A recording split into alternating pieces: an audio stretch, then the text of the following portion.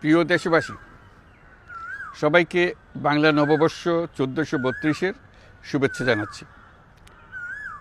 শুভ নববর্ষ। ভিন্ন আমেজে হচ্ছে নববর্ষের আনন্দ শোভাযাত্রা। আজ পহেলা বৈশাখ, নববর্ষ 1432। এবার ভিন্ন ভিন্ন আঙ্গিকে হচ্ছে নববর্ষের আনন্দ শোভাযাত্রা। দিনটি উদযাপনে রাষ্ট্রীয় উদ্যোগে বিভিন্ন অনুষ্ঠানের পাশাপাশি বেসরকারি উদ্যোগেও নানা অনুষ্ঠানের আয়োজন করা হয়েছে। এবার নববর্ষের ঐক্যতান, ফ্যাসিবাদের অবসান প্রতিপাদ্য নিয়ে ইউনেস্কো স্বীকৃত মঙ্গল শোভাযাত্রার নাম পরিবর্তন করে বর্ষবরণ আনন্দ শোভাযাত্রা রাখা হয়েছে।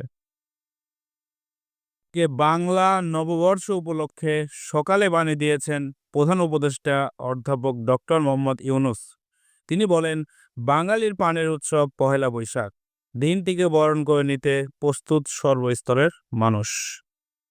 সূর্যোদয়ের সঙ্গে সঙ্গে আলোয় আলোয় মুক্তির সন্ধানে রমনা বটমূলে আনুষ্ঠানিকভাবে গানের মূর্ছনায় উৎসবমুখর আয়োজনে 1432 বরণ শুরু করে ছায়ানটের শিল্পীরা। গান, কবিতা আর যন্ত্রের সুরে নতুন প্রভাতে নবজাগরণের আহ্বান শিল্পীদের। উৎসবপ্রিয় বাঙালির স্বতঃস্ফূর্ত অংশগ্রহণে বরণ পেল ভিন্ন রং।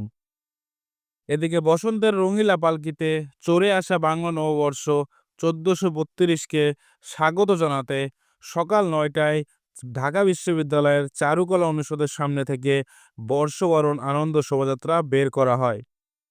শোভাযাত্রাটি চারুকলা অনুষদের সামনে থেকে শুরু হয়ে বাংলা একাডেমির সামনের রাস্তা দিয়ে পুনরায় চারুকলা অনুষদে গিয়ে শেষ হয়।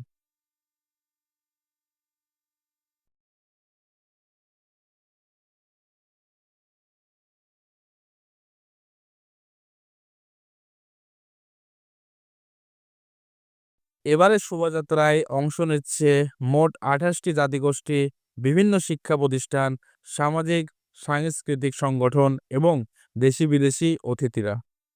এ সময় শোভাযাত্রায় নানা রকমের মোটিভ দেখা যায়। বাঘ, পালকি, জুলাই আন্দোলনে নিহত মুগ্ধর পানির বোতল, টাইপোগ্রাফিতে 36শে জুলাই সহ আরও অনেক মোটিভ দেখতে পাওয়া যায়। বাংলা নববর্ষ 1432 দেশ এবং জাতির মঙ্গল বয়ে আনুক, এটাই সবার কামনা।